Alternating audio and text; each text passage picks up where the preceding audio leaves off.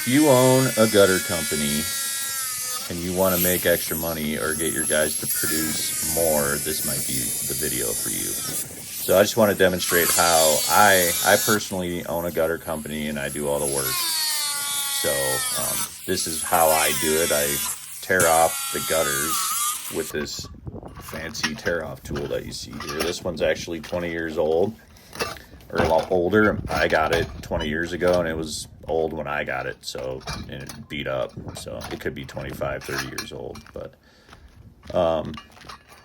basically you got to go along and cut all the hangers if you have hangers, or you pull them out. If there's spikes, you can pull them out. You can even leave the spikes in and it will tear it off, but it tears it off a lot smoother if you get those spikes out first.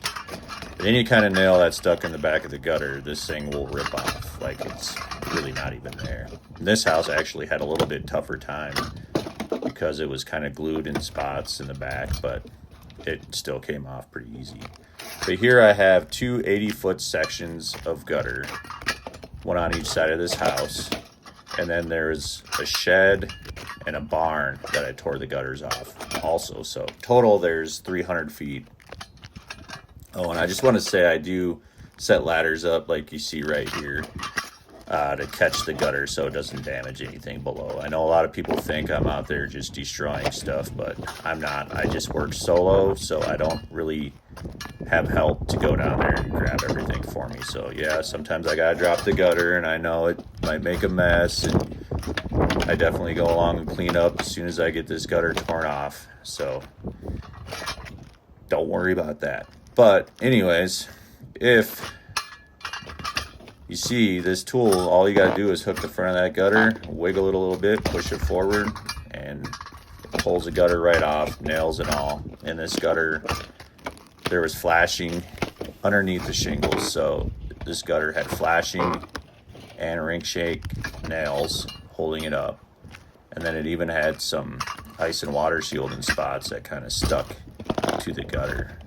So it was extra difficult. But anyways, getting back to the math on this, there was 160 feet on this house, two 80-foot sections, and then I had a barn and a like a shed slash garage.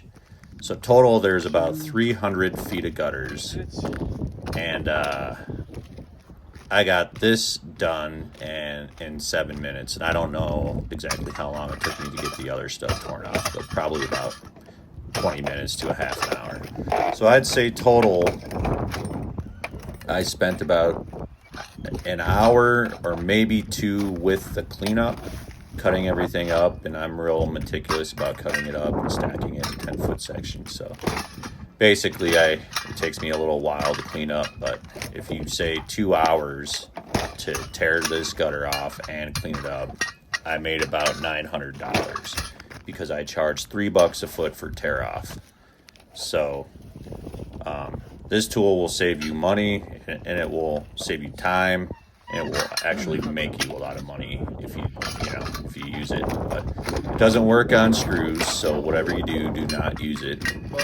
If the house was screwed on, if the hangers were screwed in, it will rip the fascia off for sure. But I do so many houses like this that are a pain in the butt. If I had to do this off of ladders or with a pry bar, it would take me forever. In my head, forever. I would say, a few hours to tear all this off with a pry bar, and in my head, 2 or 3 hours to tear off is a long time. I like to get it torn off in like an hour and cleaned up in an hour and start cutting gutters right away.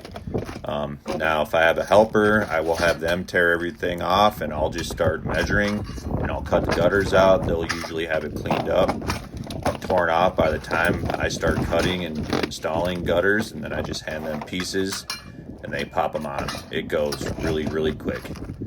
And then, so the other thing about this tool is, if you notice, I'm just walking the edge of the roof here. I don't have to bend over. I'm not on my knees. I'm not down with the pry bar trying to get this thing to come off. I just walk along the edge and hook it to the front of the gutter and pull. That's it. There's no back pain, I'm not stressing any of my knees or my back out. It's pretty easy. And you can also adjust the pitch. You can go from like a 212 all the way up to an 812. I don't do anything steeper than that, but 812 is about it, unless you're tied off. That's the other thing. Make sure you wear all your safety equipment and that kind of stuff.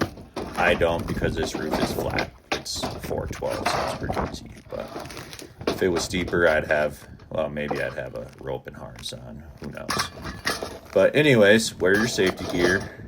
Be safe. Don't drop the gutter on stuff. Don't break, don't fall with the gutter. You got to make sure once it starts to go, you unhook it. And don't go with it. And if it starts to pull you, just let go of the whole thing. These tools are tough and they will take a fall. This one's fallen many, many times.